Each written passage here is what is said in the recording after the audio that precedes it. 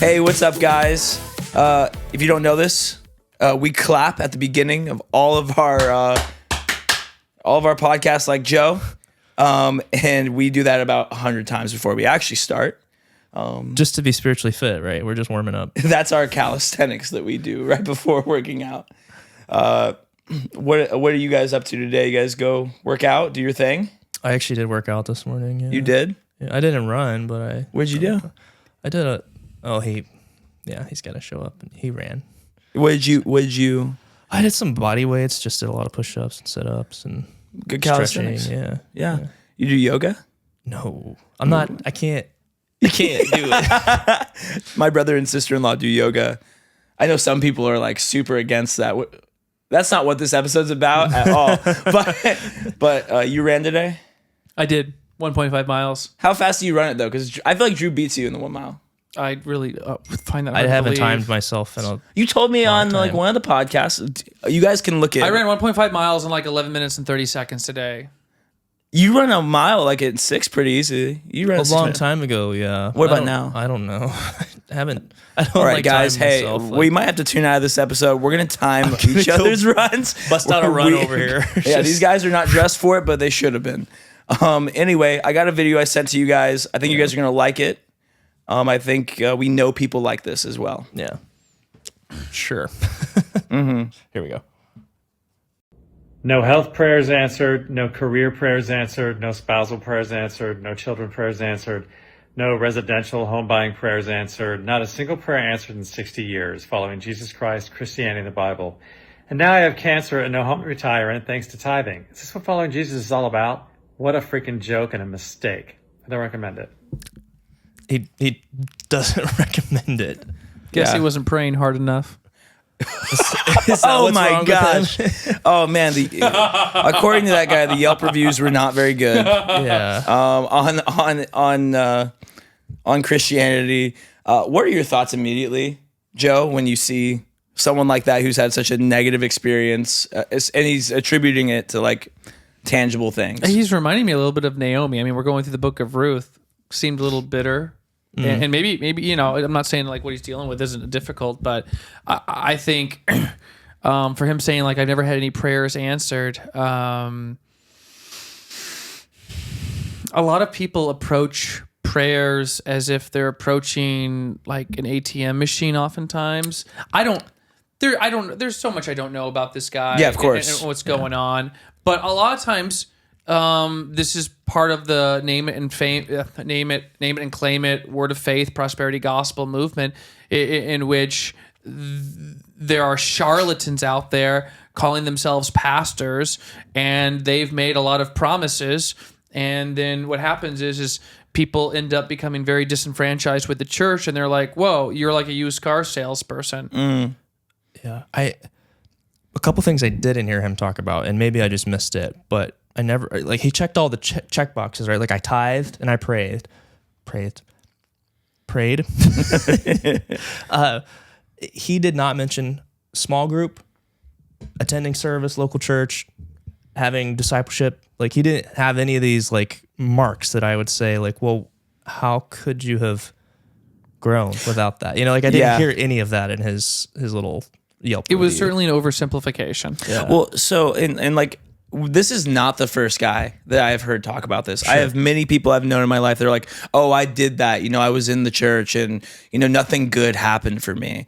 Like, why do you think that happens? Where people are like have this promise almost that they're gonna have like a great life if they choose Jesus. Because that's what's been sold to them. It's the Disney World version of Christianity that's been sold to them with cotton candy and butterflies and lollipops. And then, surprise, the Christian life is hard. Surprise, 11 of Jesus' 12 disciples lived to die a martyr's death. Surprise, like oftentimes you become a Christian and your life doesn't get easier, it gets harder, but that's okay because Jesus is worth it. However, if no one's actually told you that, you're left very disenfranchised like the gentleman in this video. Yeah. I mean, scripture tells us in this world we will have trouble. And like even Paul writes about like we're going to be persecuted as Christians. This is not going to be an easy path. This is go ahead. Acts 14:22. Through many tribulations, one must enter the kingdom of heaven. Yeah. Yeah. Yeah, I mean, I think this comes down to like cultural Christianity, right? Some like we live in the Bible Belt. I mean, like barely in the Bible Belt. Some people argue that Virginia is like on that edge. We're in the north-south.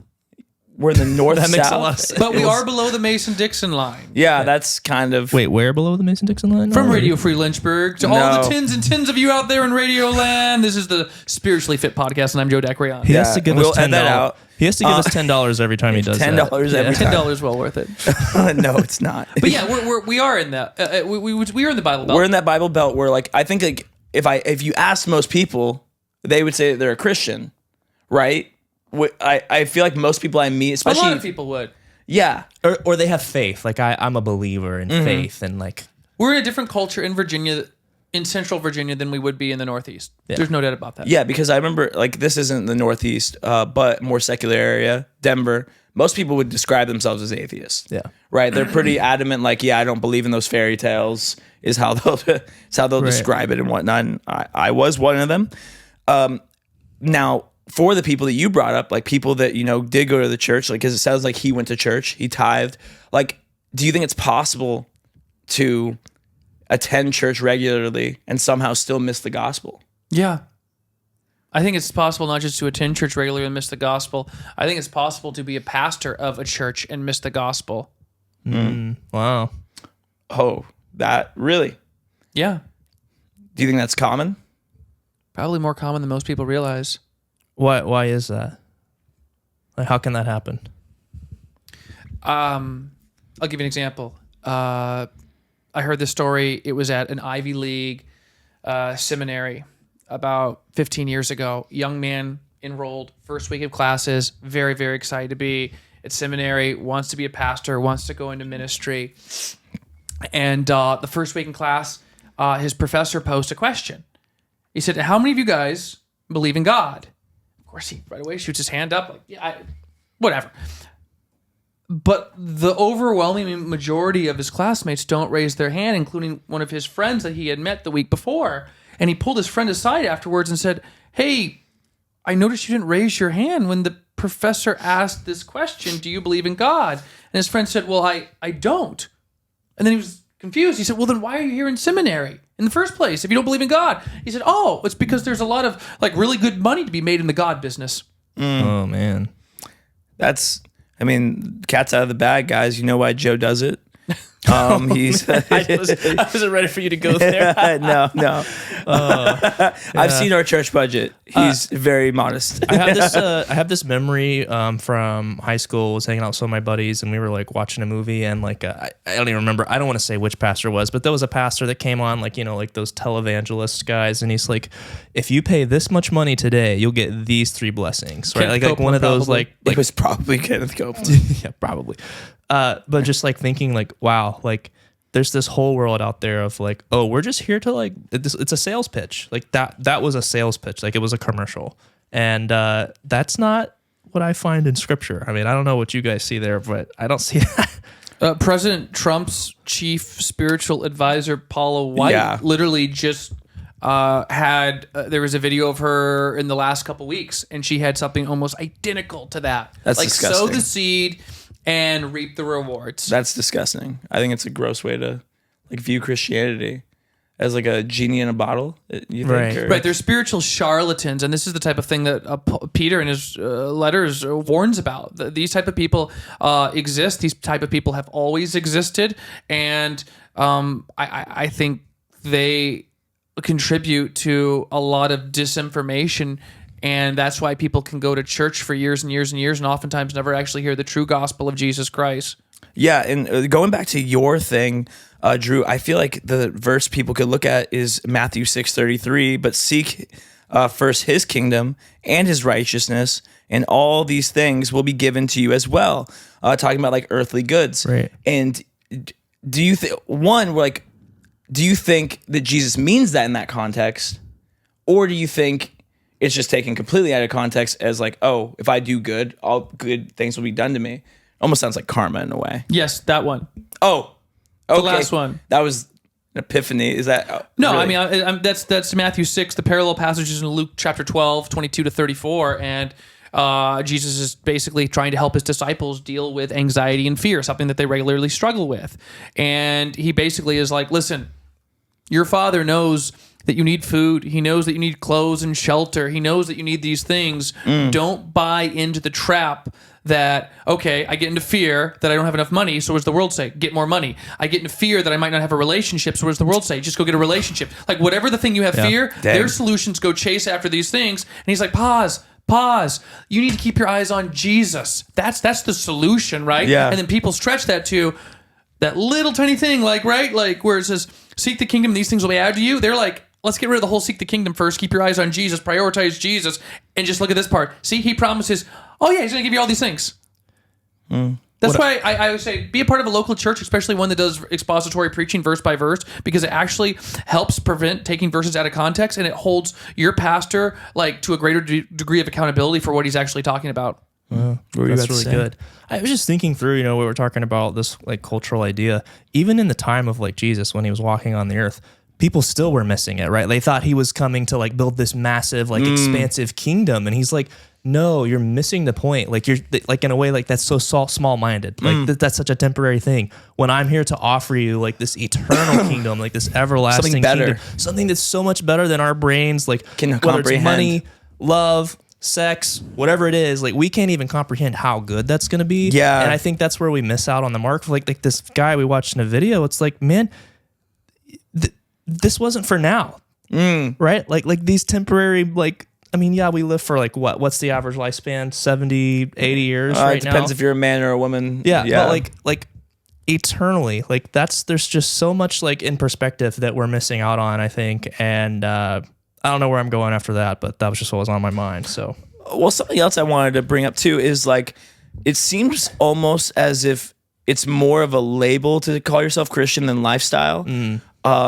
And I find this in some churches, right? And it's not all churches, but there's some churches where it seems like the emphasis is more on the person and less on the message. Were you about to say I was something? about to say something like preachers and sneakers or whatever that like Instagram account is, like Yeah, like it's Sunday more, Fit, all that. Like, well, and I see some of the people that are at the church. You probably guys have definitely seen this. But like people will try to make it about like what they're doing, and like you can see like their Instagram, it's all about like them, right? But then it's like, oh, also like Philippians 4:12 or something like that, That's a really interesting point about like making it about them. So like, Joey, you're a pastor. Do you wrestle with this when you're preparing a sermon? Like, oh, this is going to make me look good versus like, this is what people need to hear. Like, do you ever wrestle with that? Sure, absolutely, and that's where oftentimes, am I inserting a joke or humor on purpose? And I have to ask myself like my motives oftentimes. And there's been times where I've edited sermons because I'm like, yeah, that was funny, but I don't think like, is this really like pointing the spotlight on Christ? The spotlight should be on Christ. To your point, Connor, oftentimes churches really are less about preaching the gospel of Jesus, and they're more about just a self-help like kind of seminar or conference. And you'll hear this is like, God loves you, you're a daughter of the King, you're so special. Yeah. And I'm like, and it has this you emphasis. I'm going to build you up. And there's nothing necessarily wrong in that, but it can be wrong when that's all you talk about, and it becomes almost idolatrous to where like when you look at the gospel, you don't see like a big view of God, you see a big view of yourself. Ooh. I know we're not talking about this today. I think we should eventually talk about how that reflects in our worship, like in our congregations too, because a lot of songs that come out on radio or whatever it is, like it's kind of like that. Your background is in that. Yeah, like that Caleb theology of like, well, you need to Music feel for better. our You. generation. Save Yeah, for I'm the not trying whole to. I family. Yeah. appreciate what they do as a ministry. I'm not. Yeah. But just like your the type point of is- songs that we sing sometimes are all like us focused. And it's like, yeah, we need to make sure our hearts are right with God, but like worship is never about us. Like There's some Christian artists where there's one Christian artist. Should I not mention his name? Who I'm thinking of? No, you. What do you? That's up to this guy. we'll make sure the emails go to him. So yeah. You can go ahead and say I it. really like Toby Mac. I really like him, and his Okay. music's really catchy. But there's been so many times where I'm listening to his song, and I looked at Diana, and I'm like, I don't know if he's singing about God or like a significant other or a girl. Sure. And Like they- it's like almost like nebulous. Ambiguous, Yeah, and there's ambiguous, other yeah. artists who are like that, where it's like, wow, that's really catchy, but like I'm not really sure the person he's singing to or about. Right. So like the point here is like whether it's sermons, worship, whatever ministry avenue we're thinking of, like we have to make sure that it's about Christ, magnifying the gospel, not magnifying ourselves. Is that what we're? We want to have a small good. view of man and a just- large view of God. Came up with that? Dude, you just came up with I think that? it was inspired. I don't I'll know. do that, guys. But if you guys go ahead and donate to my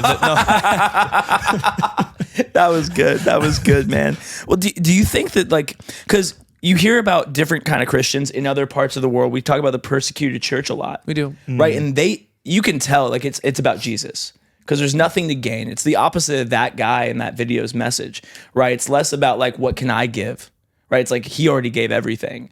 Your buddy, Jason. The guy in the video, I think the clear expectation is I'm expecting to receive, I'm expecting to receive, I'm expecting to receive.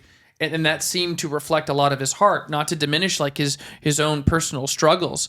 But it seems like from the very beginning, he did not have a good foundation. Jesus talks about, right, in the parable of the wise man who built his house upon the rock. I think the issue wasn't like, oh, I had all these years of unanswered prayers. I think the issue was like he never had like a good foundation, probably to begin with. I mean, Go ahead. I just walked through a season of life in our church where things were really hard, and like it wasn't cancer or anything like deadly like that, but it was like really hard time in life where I was like, God, are you gonna answer this prayer? And it was people like Joe, Connor, other people in our church who showed up, whether it was phone calls, knocking on my door, whatever it was, that like encouraged my faith and kept pointing me back to truth and back to the gospel and that eternal hope. And I just feel like that's such an essential part. Like if you're a Christian, you're feeling lonely, like you got to do something, like you got to go be involved somewhere. Like you have to be in a local church. Yeah. Don't be alone. Like, I don't know, that I could go on for days. You about wonder that. if this guy had, maybe he doesn't, if he had like a legit Christian community that they could have pointed him toward like the gospel. They could have helped him realize like maybe your foundation isn't built on the rock, but it's built on sand. And that is something that we need. We it might be hard to hear that, like your foundation's built on sand, but wouldn't you rather know that it was built on sand like ahead of the time before the hurricane hits? Yeah.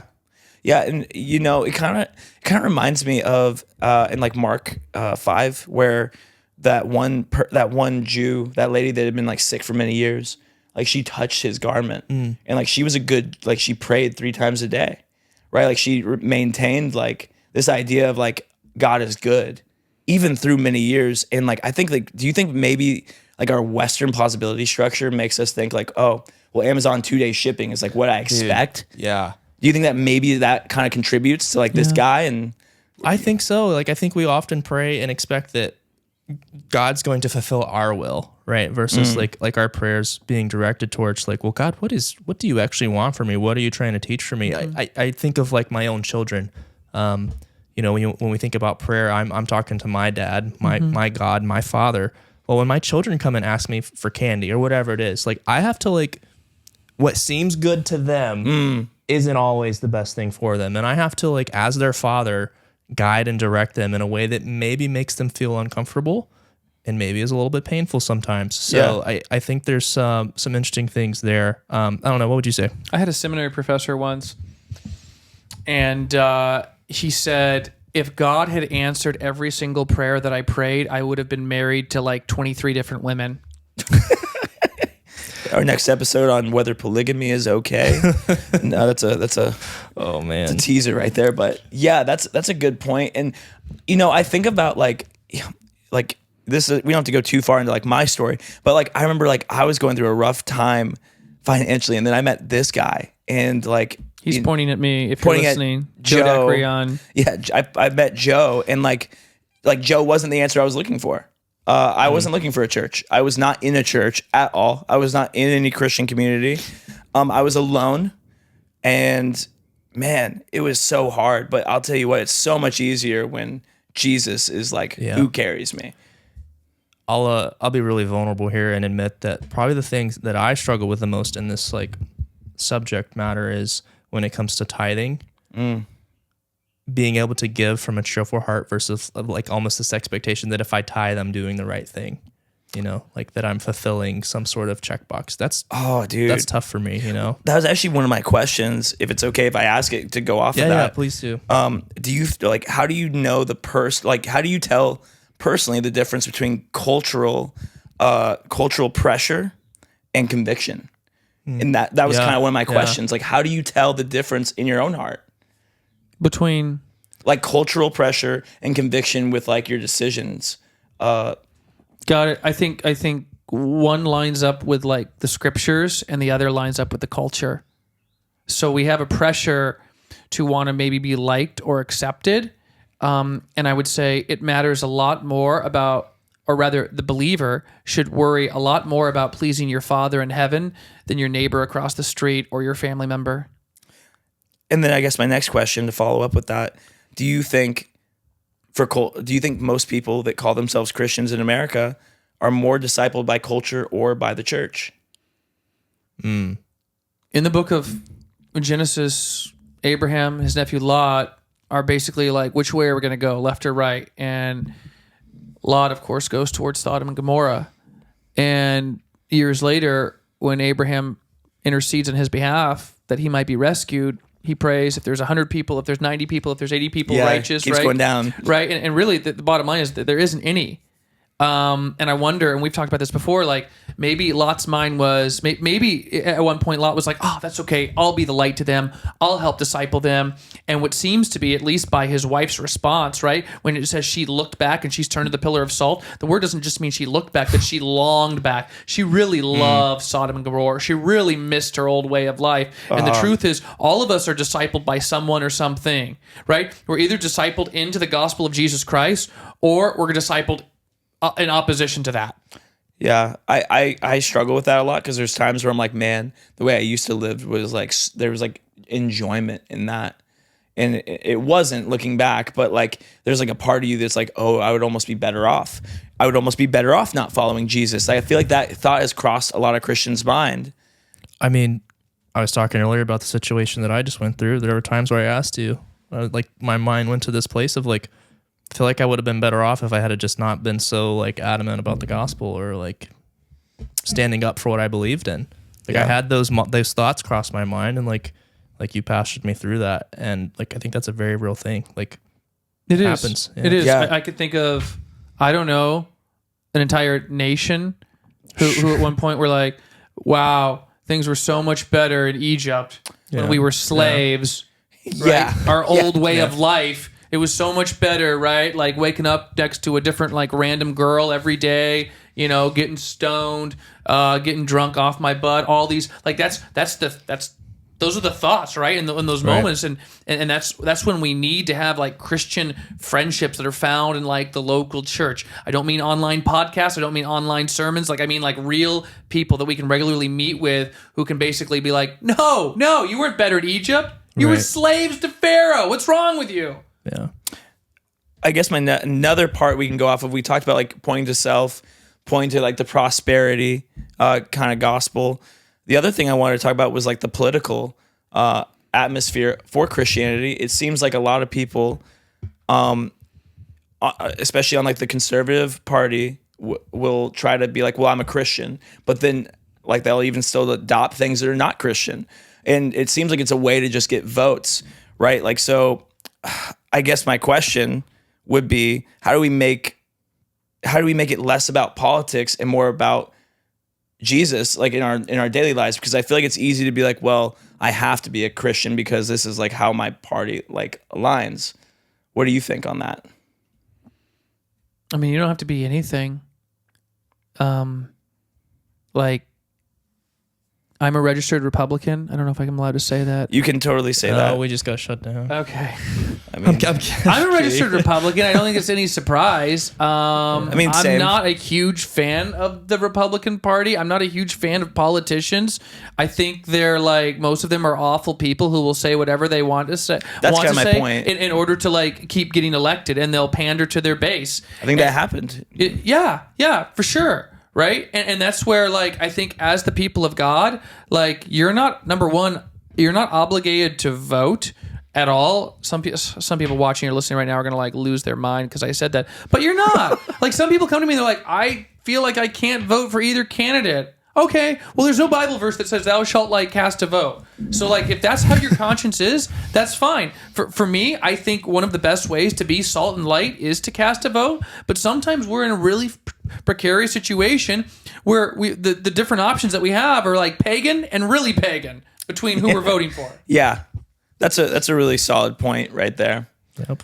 Yeah, I had a lot of friends. I still have a lot of friends who, you know, like are Christians and feel adamantly about both parties, right?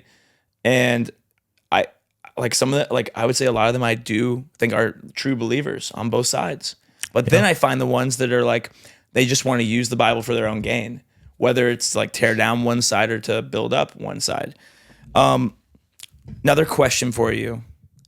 Do you think Jesus would recognize the Christianity that is in the West today? Oh, good question. What do you mean by recognize?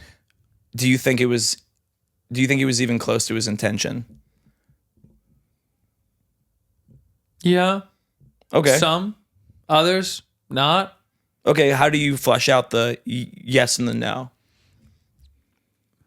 With the gospel, with just like I think it's obviously a generalization. If I were to say yes or no, I think just like we see the parable of the chaff that's being burned, and when I say chaff in an agrarian society, they would literally throw what they harvested up in the air, and the wind would blow away the chaff, the pieces that really like weren't significant, and all the actual the heavy kernel pieces of grain would fall to the ground, and we see this in that parable. The parable of the wheats and the tares, the parable of the goats, all these different ones, and the truth is throughout the centuries, what we have between like genuine believers, we have not genuine believers, and this ranges from like the everyday congregant to even pastors. We have wolves who are apart and label themselves as Christians, and so would he recognize it? Like yes and no. Yes and no. Obviously, he's going to recognize everything because he's Jesus and he knows what's in the heart of all men. But the truth is yeah, like there are good examples that we have today and there are bad examples. And that's what we started the whole thing out watching that video of that gentleman who said he's never had an answered prayer in like 30 years. So, Joe, what do you say to the person who's listening to this that has a situation like the guy in the video where they feel a little frustrated or hopeless? Maybe they never even were a Christian, but they're just like, why would I ever want to do Christianity? Why would I ever want to place my faith in Jesus? Yeah. Because I'm like, this life has just been so terrible. Like, why would I want to do something like that? Yeah. And I would say to that person, because God is real and one day you're going to die and you're going to stand before him and you're going to face judgment. And it's not common misconception based on whether or not you're a good person. It's whether or not you have your sins forgiven. And if your sins are not forgiven, you're going to go to hell forever. We don't follow Jesus to get answered prayers. We don't follow Jesus to get bigger bank accounts. The Apostle Paul would say, I count everything as garbage. Cars, like Lambos, Ferraris, like sex, drugs, women. I count everything as garbage. The things that the world would celebrate and praise and say have the most value, I compare it all as garbage as compared to knowing Christ. And so I would say, have you met Jesus? Do you know Jesus? Because if you've truly met Jesus, like your life is going to change. You can't meet Jesus and your life not change. I mean, Paul is just a great example of that. Like, he literally died for his faith. You know, like we see that in scripture where it's like, this calling is it's different. Yeah, and I remember hearing, I forget who it was, and I need to start remembering some of these like pastors that like come up with these quotes. But he was like, "Why are we so shocked that life is hard and yet our symbol is a cross?" And like that's like, and you look at like the disciples, none of them lived a really lavish life. Right. Like I don't hear people being like, "Man, I really hope I end up like Peter." Or like Matthew or like Thomas, right? Like none of those sound fun. I mean, John had the best life and it wasn't really that good, you know, as far as like fleshly standards. He's making the reference to John if you're listening because he is the only one of Jesus' disciples that did not live to die a martyr's death according to church history. Yeah. And I guess like to really like, this is the biggest question I have. For those who are clearly a cultural Christian, you see the way that they live. I know that you've had many, you've told stories about it before. They live a different way that's clearly not, it's antithetic to the gospel. How do we evangelize to someone that thinks that they are a Christian and doesn't need to be saved? How do you evangelize to someone that believes they aren't sick? We have a good brother in the church, and I won't mention his name, but I'm sure he's listening, and he says this is one of the challenges that he has with some of his family members, because they think that they're Christians, and he's like, I don't think they are Christians. Yeah. But they would say that they are.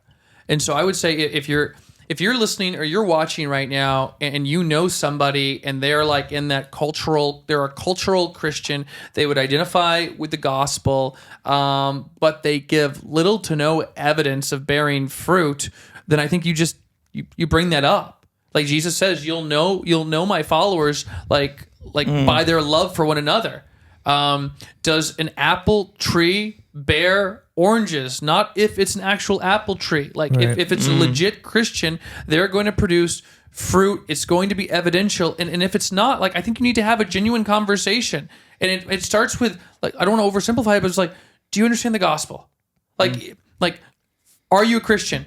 And people say, yeah, I'm a Christian. I like to ask, why? Why are you a Christian? Because 9 out of 10 times, someone who identifies as a Christian will give you an answer that reveals and proves that they are not actually a Christian and that they have not actually biblically responded to the gospel. That was good. And honestly, that's why we started off with legalism as like our first one. And we talked about judgment in like one of our other ones, because I wanted to get to this point as well. Like, how do you talk to them? And now with those 3 episodes, you could have a good idea of how to talk to someone that might be in that stage. But that's all I got. Do you have any other questions, Drew? No, I'm glad we're having these conversations. Like, if you're listening to this, we're not here to just talk. Like, we're trying to explore topics that can help us and help you. Yeah. And so if you have questions of your own or things you're struggling with, like, please send us a message. We'd love to dive into that. Yeah. And, to feed off that, if any of you like have a situation that you've dealt with where you have a friend who you think is, maybe a cultural Christian, or maybe you like had a story of how you weren't an actual Christian, but then became one, please feel free to DM us. I would love to hear that story. I think it would encourage all 3 of us. Mm-hmm. Yeah. And with your permission, we would love to tell your story, or we'll use different names if you'd rather stay anonymous. But anyway, guys, thanks for tuning in.